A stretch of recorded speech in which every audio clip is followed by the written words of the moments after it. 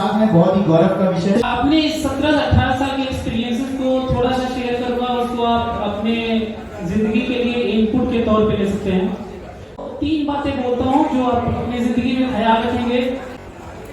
एक, अपने इंस्टिंक्ट को पहचानने की कोशिश करना, कि आइडेंटिफाई करना कि आप रियली में किसमें इंटरेस्टेड हैं, किसमें ज्यादा बेटर कर सकते हैं। फिर तुम अपने माँ बाप की भी मत सुनना, अपने टीचर्स की भी मत सुनना, सबके बातों को इनपुट के तौर पे लेना, पर डिसाइड वही करना जो तुम्हारा दिल करे। पोटेंशियली बच्चे बराबर होते हैं।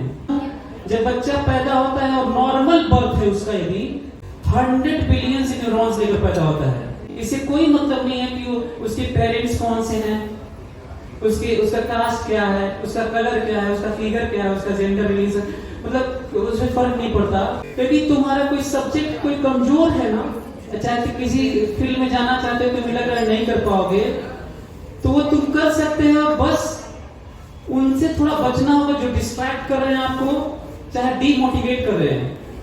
कभी कभी पेरेंट्स तक करते हैं अननोइंगली, क्योंकि पेरेंट्स को अच्छी पेरेंटिंग नहीं आती, क्योंकि उनके पेरेंट्स को पेरेंटिंग नहीं आती थी। जो उन्होंने सीखा उस सीरीज चेन में वो ट्रांसफर कर रहे हैं। बच्चे को मार देंगे, कभी अपने जो इच्छाएं पूरी नहीं की हैं वो थोप देंगे कि यही करना है, नहीं करोगे तो ये हो जाएगा, वो हो जाएगा। तो कई बार मैं भी सोचता हूँ कि इतना कोमल मन लेके बच्चा अपना जिंदगी जीने की कोशिश कर रहा है, उसमें चारों तरफ से सभी लोग उसको घेरे पड़े हैं। कभी पड़ोसी बोल देगा कि इसका 90% नहीं आया, इसका तो 70% आया है, तो भला आईटी का कैसे सोच सकता है, 90 का कैसे सोच सकता है, डॉक्टर या कोई रिसर्च या साइंटिस्ट या कुछ भी कैसे बन सकता है। तो उसी में आपके माँ बाप भी बोल देते होंगे, क्योंकि पेरेंटिंग अच्छी नहीं है। तो इसीलिए मैं कभी कभी सोचता हूँ कि काउंसलिंग बच्चों के बजाय कभी कभी पेरेंट्स की भी जरूरत होती है, क्यों बच्चों को कैसे उन्हें हैंडल करना है।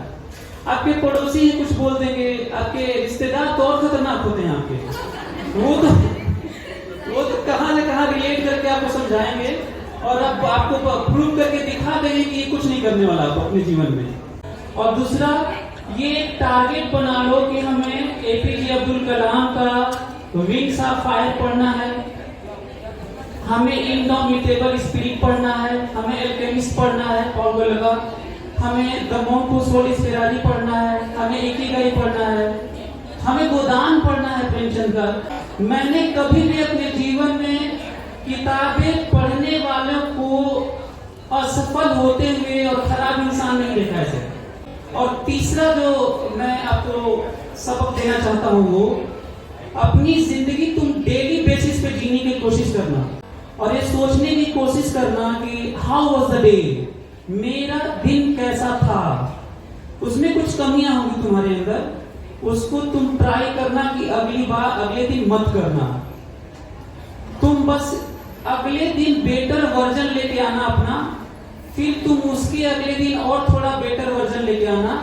ये बेटर होते हुए तुम फिल्टर होते हुए तुम ऐसे इंसान के रूप में उभर के आओगे सामने, दुनिया देखती रह जाएगी आपको। इसमें आईटी अड्डा है ये, और आप इसको अमेज़न, फ्लिपकार्ट या कहीं से भी ले सकते हैं, लंका से भी, कहीं से भी।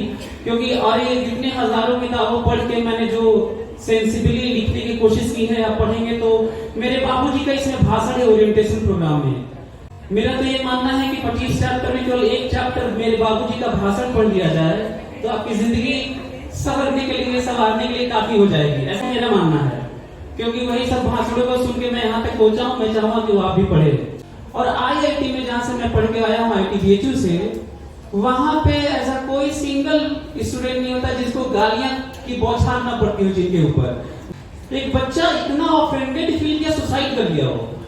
और आप पता करिएगा, IIT कानपुर में हो चुका है, IIT पवई में, बॉम्बे में हो चुका है, दिल्ली में हो चुका है, जब मैं सेकेंड ईयर में था IIT BHU में हो चुका है। आए दिन 2-3 सालों में 1-2 आपको मिल जाएंगे।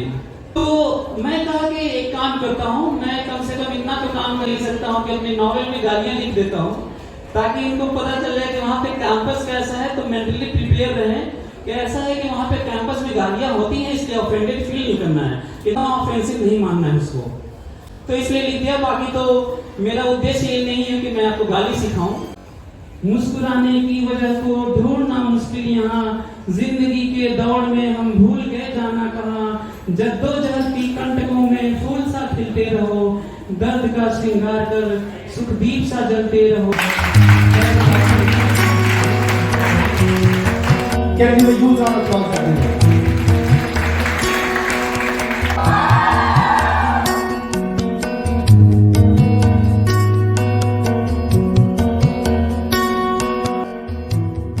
अपने खर्चे निकलने लगे पढ़ाई के और टिल डेट है सेकंड ईयर से मास्टर डिग्री और पीएचडी मैंने अपने पैसों से कंप्लीट की।